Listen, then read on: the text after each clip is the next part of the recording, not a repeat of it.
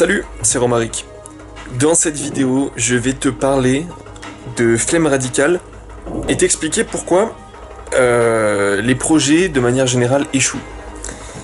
Et du coup, comment la flemme peut t'aider à résoudre tes problèmes d'échouage de projet.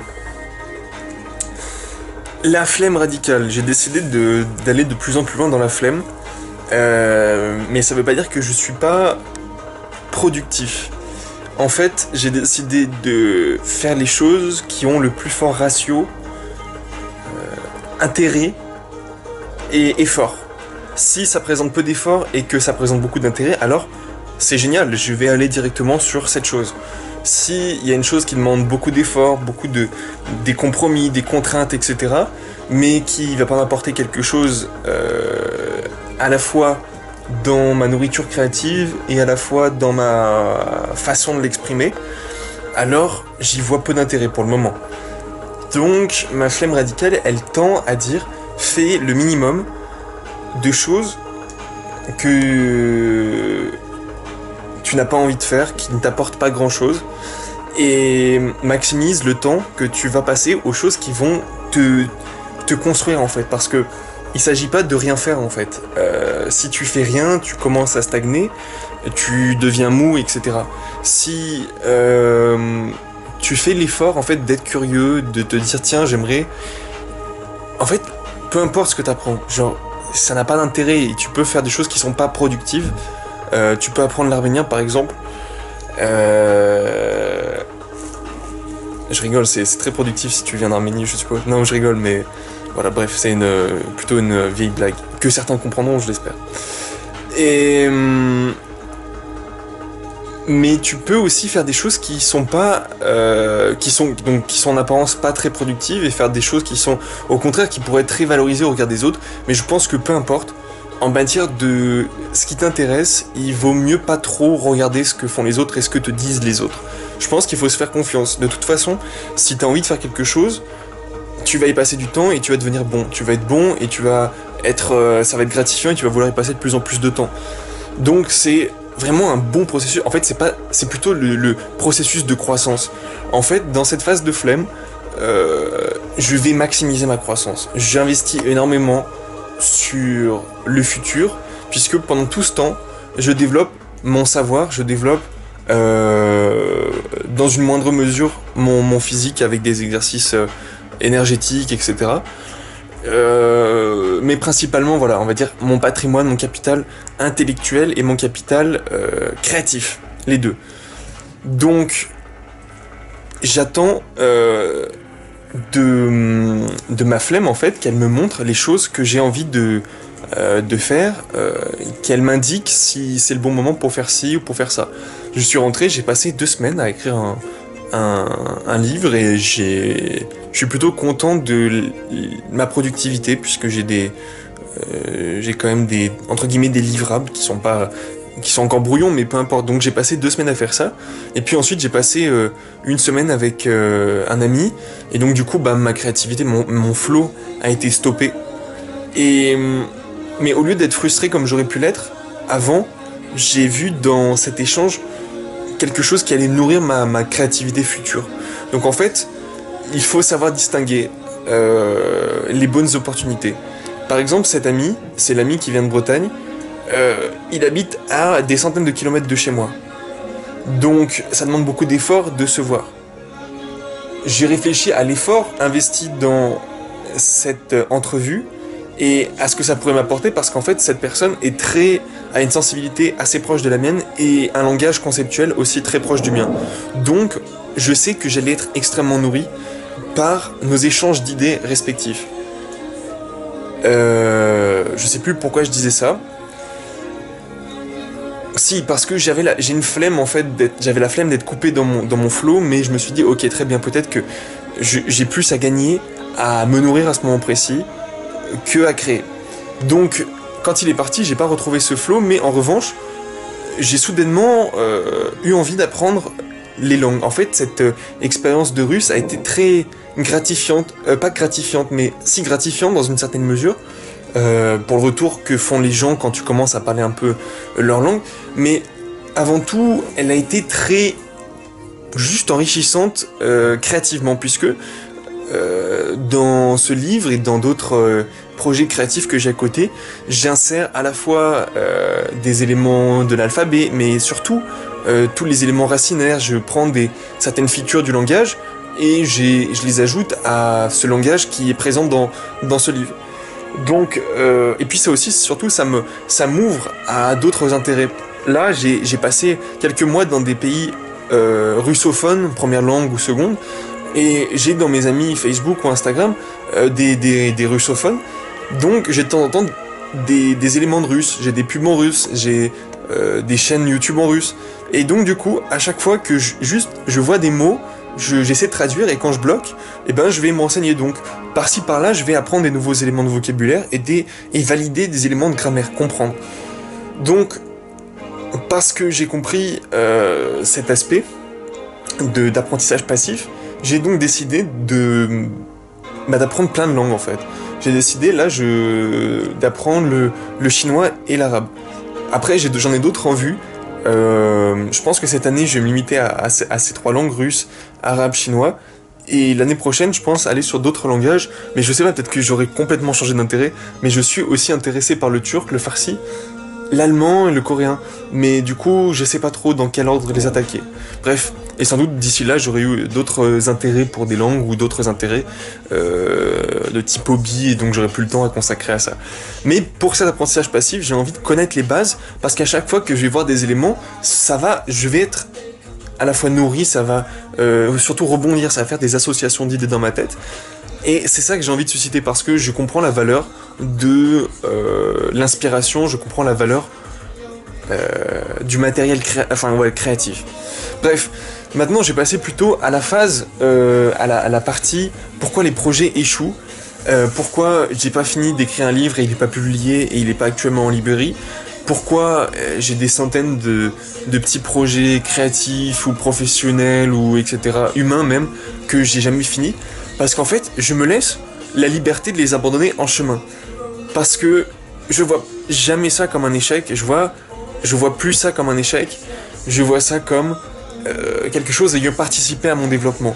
Si j'arrive à faire du feedback, si par exemple je reproduis toujours les mêmes situations un peu bloquantes, où j'abandonne toujours pour les mêmes types de choses, là je dirais que je suis dans un échec, je suis dans un blocage, puisque je reproduis un cycle qui ne m'épanouit plus, qui est bloquant, qui me frustre. Donc à la place de ça, je vais essayer de faire du feedback, comprendre pourquoi je n'arrive pas à faire telle ou telle chose, et comprendre pourquoi mon projet n'a pas fonctionné. Donc pourquoi les projets échouent? Il y a 2 raisons.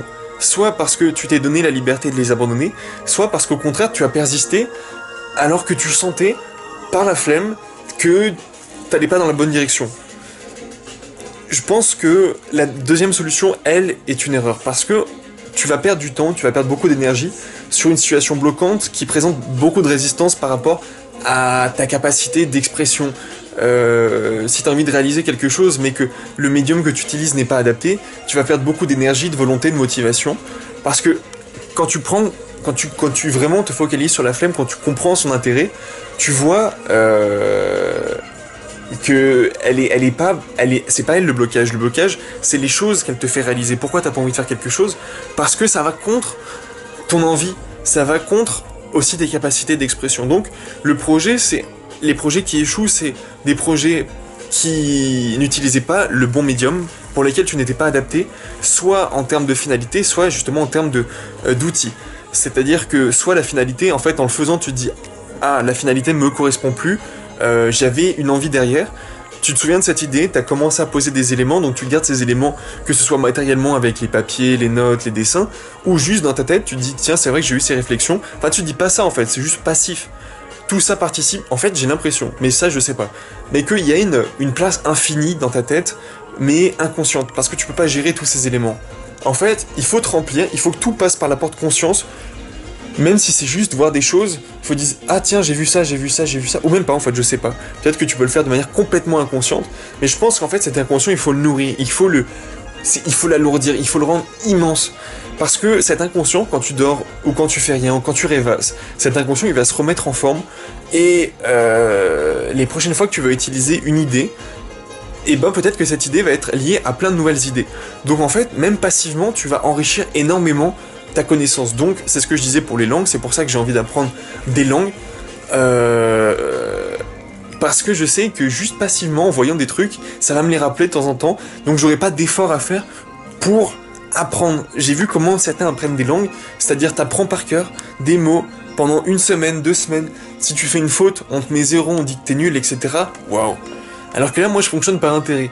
Par exemple, j'ai joué pendant des années à Civilization 5, et de temps en temps, là, alors là, plus depuis que je suis arrivé à Grenoble, mais de temps en temps, quand j'avais des temps morts en voyageant, et ben, je jouais à Civilization en russe.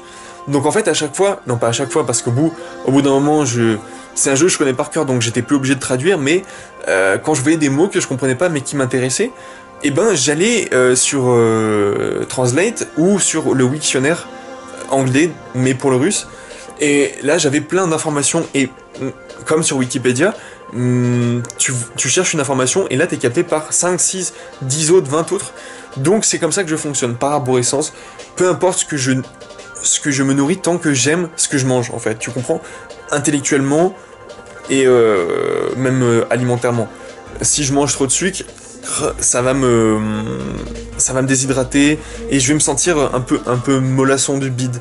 Si en revanche je mange beaucoup de fruits, je vais me sentir peut-être lourd à un moment, et puis très vite, je vais avoir de l'énergie disponible, et très léger rapidement. Si je mange des céréales, je vais être lourd. Si je mange des légumineuses ou des protéines, enfin des légumineuses, et ben je sais que dans quelques heures, je vais avoir une énergie différente encore, je sais pas comment l'exprimer précisément. Bref, tout ça pour dire que il faut être curieux, il faut essayer de comprendre tes limites dans l'atteinte des choses que tu aimes faire. Par exemple, je crois que j'ai toujours aimé apprendre, j'ai toujours aimé dessiner, écrire, mais il y a une phase dans ma vie, je dirais collège, lycée et fac, où en fait j'étais capté par plein de choses, même un peu après par le travail. Mais là j'arrive à trouver une balance de travail, par exemple 2 jours par semaine actuellement, ça me semble pas mal, 2-3 jours. Et encore, je suis pas sûr. Je vais faire du feedback dessus, voir comment je me sens vis-à-vis de ça.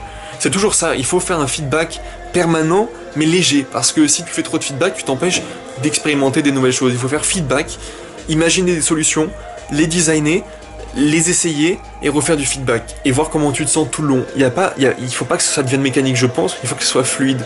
Comme pour la créativité, du coup. Si tu luttes pour finir quelque chose parce que t'as plus envie de le faire, parce que tu sens que c'est pas bon, eh ben je pense qu'il faut s'autoriser. Si tu sens que l'effort que tu vas devoir fournir, il est pas à la hauteur en termes de production, la production n'est pas à la hauteur de l'effort que tu as fourni, je pense qu'il faut se permettre d'abandonner. Mais il faut aussi vraiment savoir recycler ce que tu as déjà produit. Parce que sinon, effectivement, c'est une perte. C'est pas une perte dans ton inconscient, je te l'ai expliqué, ça fait des associations d'idées, t'as appris des choses en dessinant, en écrivant, bref, t'as pratiqué quoi. Mais y a cet aspect un peu méta, j'ai envie de dire, où tu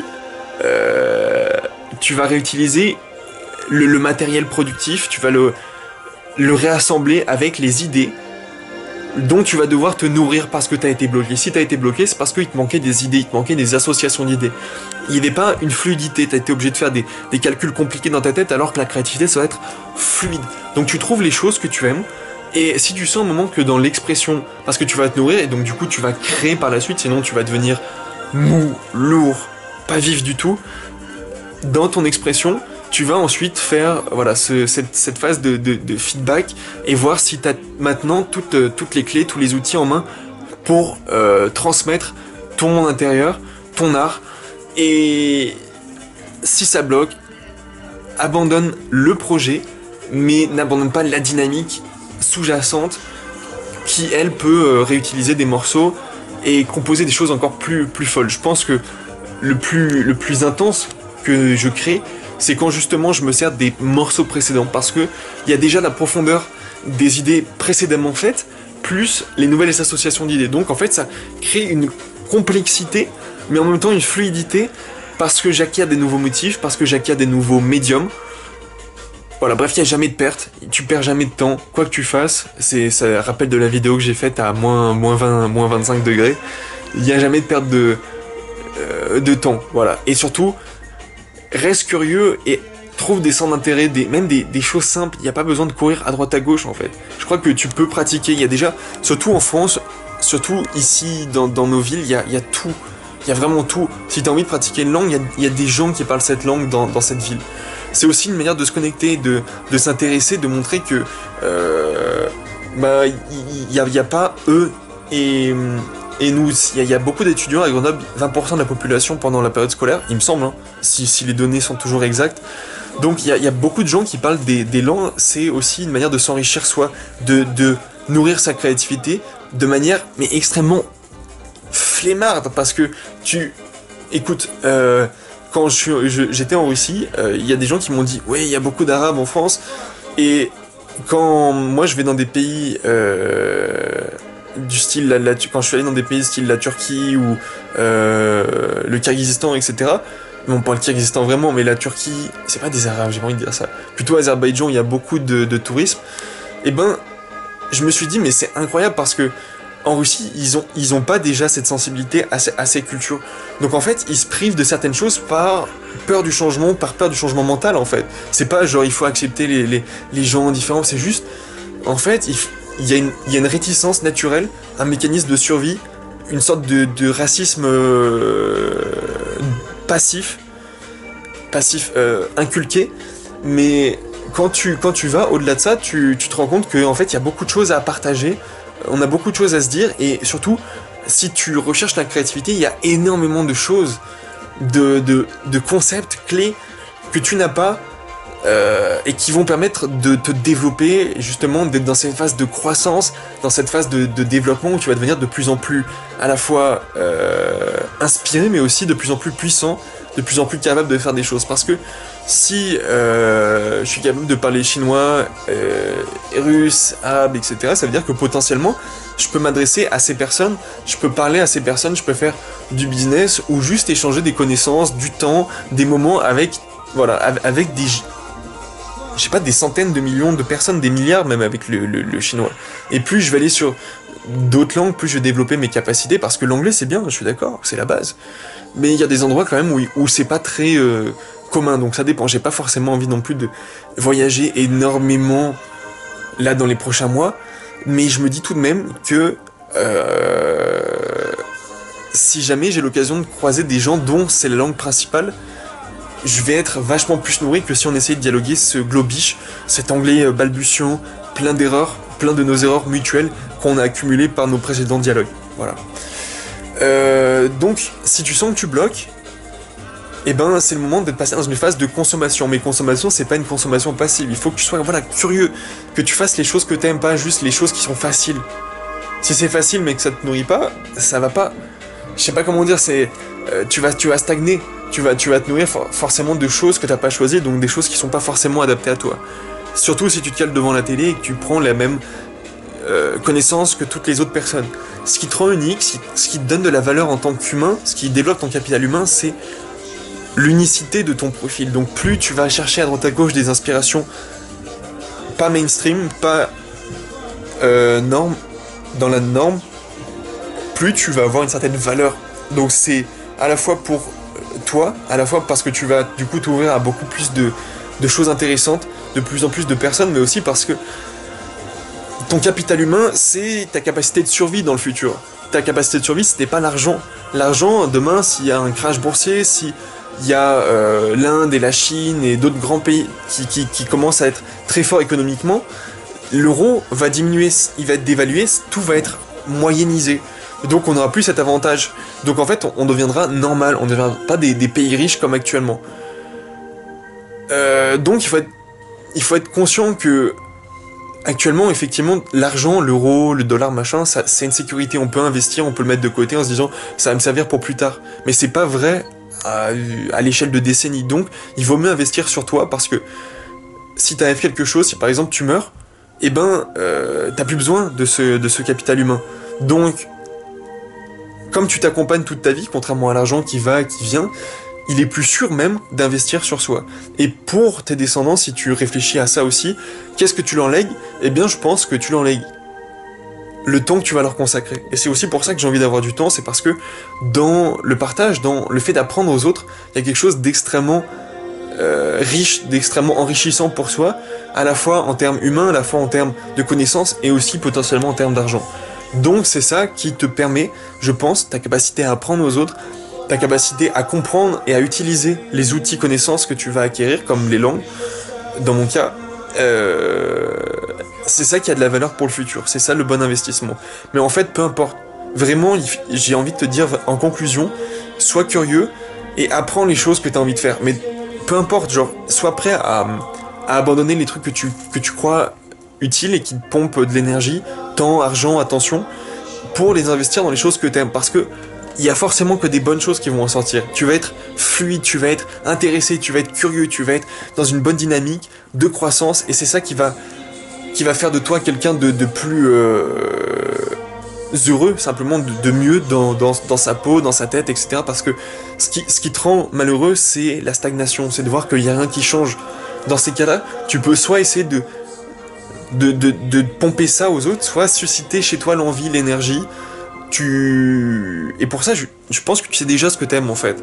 Moi, je sais déjà ce que j'aime, et en faisant les choses que j'aime, je découvre de nouvelles choses que j'aime. Et donc, c'est un cycle un peu vertueux. Et pour ça, il faut déjà être dans ce cycle de croissance, de recherche. Et ça, je sais pas, il n'y a pas de secret. Il faut avoir du temps. Donc, libère du temps, trouve ce que t'aimes, et consacre-y de plus en plus de temps, de plus en plus, éventuellement d'argent s'il y a besoin d'argent, mais pas forcément, si c'est juste lire. Là, moi, j'ai emprunté 5-6 livres à la bibliothèque sur des langues.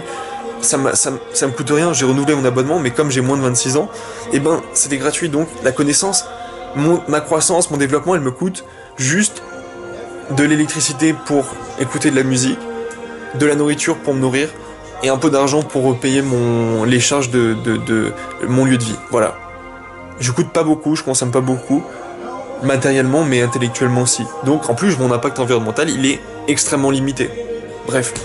Donc, sois curieux et va dans cette dynamique de croissance par envie, pas par devoir. Voilà, salut.